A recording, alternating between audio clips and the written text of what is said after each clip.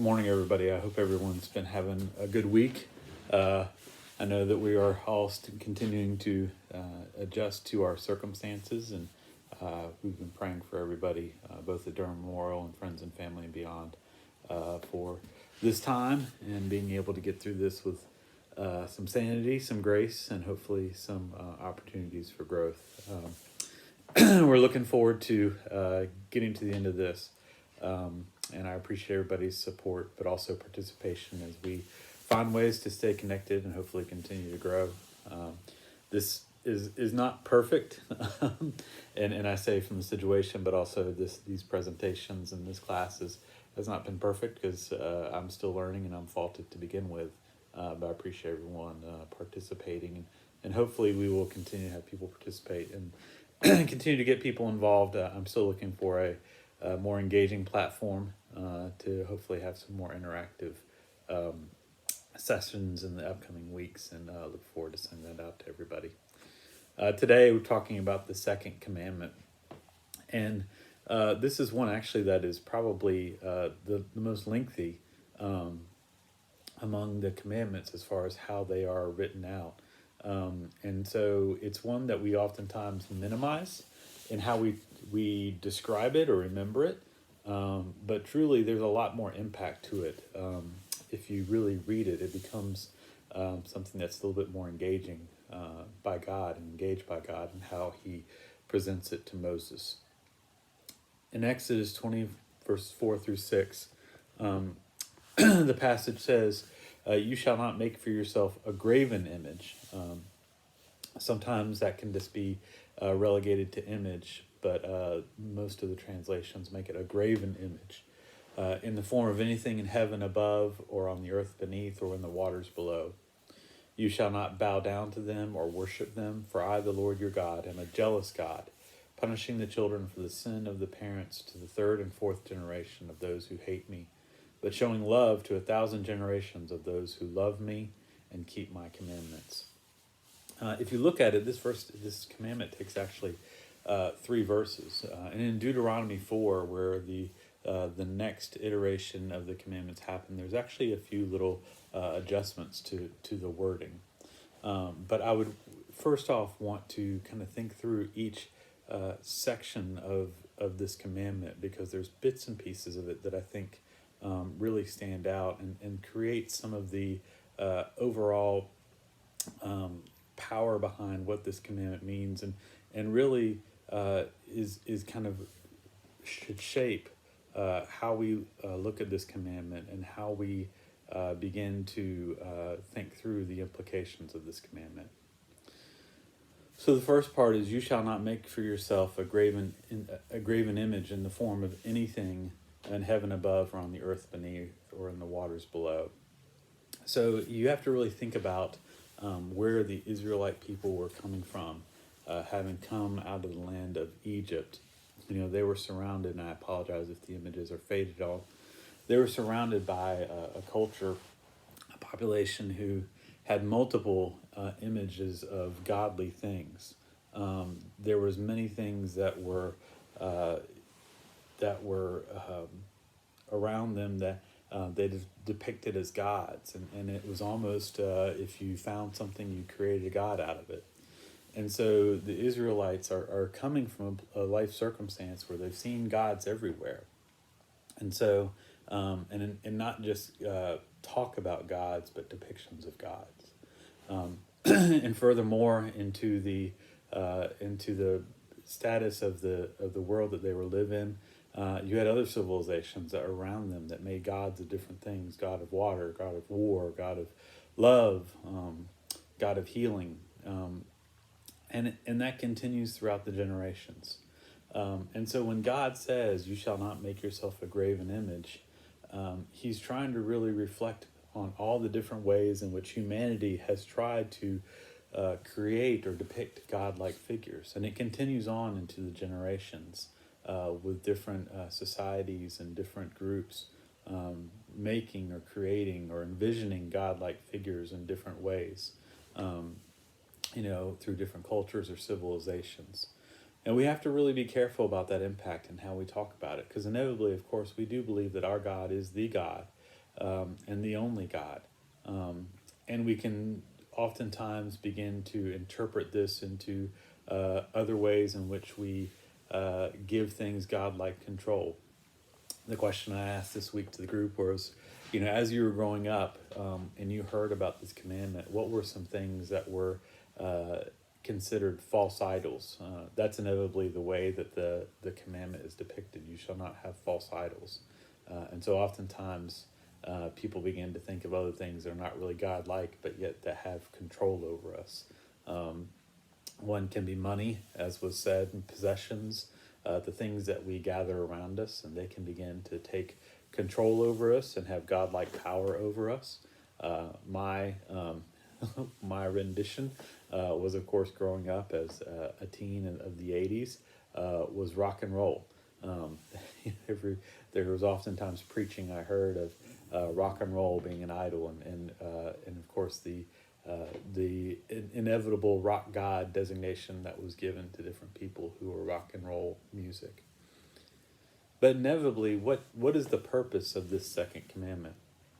It's really because to deal with something that we have to kind of accept as a reality of people of faith, in that we are dealing with a God that we cannot see. Now, certainly, I would never want to imply that we cannot see God at work, that we cannot see God's presence, God's creation, that we cannot see evidence of God. But if we talk about what our eyes are able to focus on, we're talking about a God who we cannot physically see in physical, tangible form. And so the second commandment is really a way to deal with that. It's a way that God is reminding us that the creation that is around us, the people that are around us, those are the images of God that we are meant to reflect and work on. If you go back to the creation, God created and set order. And so everything that is on the earth that is around us is evidence of God. And so the second commandment is really meant to reassure the Israelites and then to further generations and to us as Christians that God is here and God has done his work, and we are here to do our work. And so we should not require an image of God, because the image and fact of God is around all of us. Sometimes that's hard for us to understand and hard for us to really grasp and come to terms with. But it's that piece that really makes the reminder that we should be content with what has been given to us. And in that moment that we seek more than that, at that point we begin to question who God is. And that really leads to the second part of the rendition of the second commandment. You shall not bow down to them or worship them, for I, the Lord your God, am a jealous God, punishing the children for the sin of the parents, for the third and fourth generation of those who hate me. Now, there's a lot to unpack here, but if you go back to how the commandments are presented, the first commandment is, I am the Lord your God, who has brought you out of the land of Egypt. And then goes into, you shall have no other God before me. And so if we really think about the second commandment, the implication is to make sure that everyone knows that there's no one else before God. And at the very part, you could leave, you would think, everything at that first part, you shall not make a graven image. But God in many ways wants to reinforce the second commandment. And so there's this additional commentary that really lengthens the second commandment. And I think what I really want to highlight here, because it's tough for us to really understand sometimes and think through, especially as Christians, having been on the other side of the work of Jesus Christ and really beginning to think through his life and the message that he left us. This idea of the jealous God. Now, modern depictions probably gives us maybe the best way to look at this.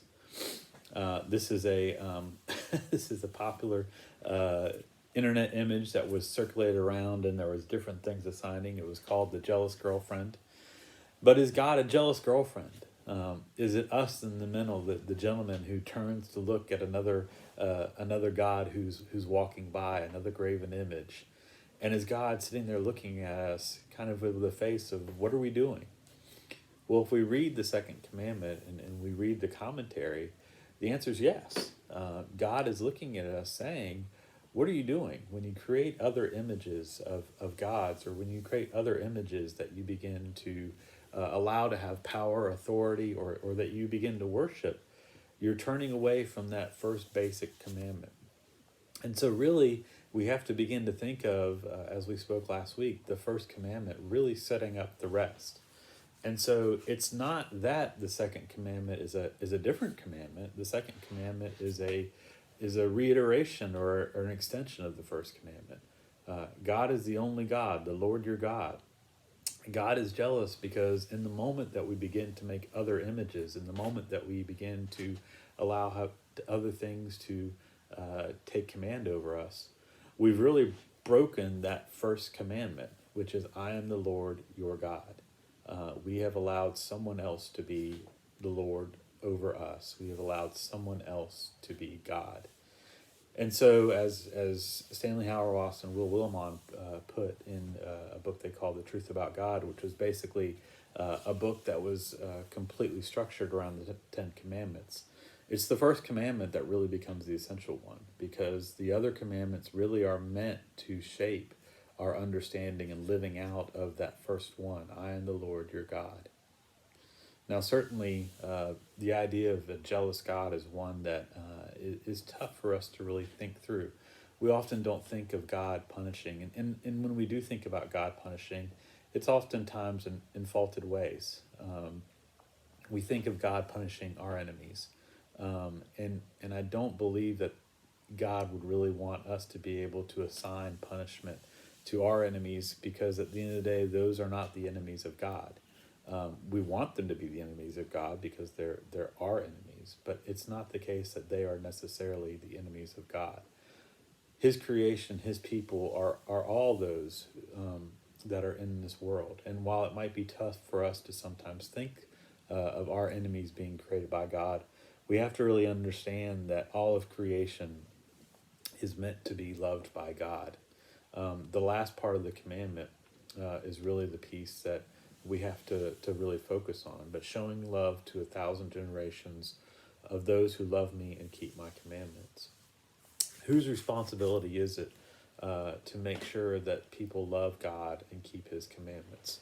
Well, if we go forward into the life of Jesus, into the work of Jesus, we begin to understand that it's not necessarily the work of those who haven't heard to follow, to love and to follow God's commandments, but it's our work. It's our work to go out, to teach, to reach out into our community and to demonstrate that. And so certainly God would seem to have a measure of punishment for those who would know and turn away from his commandments.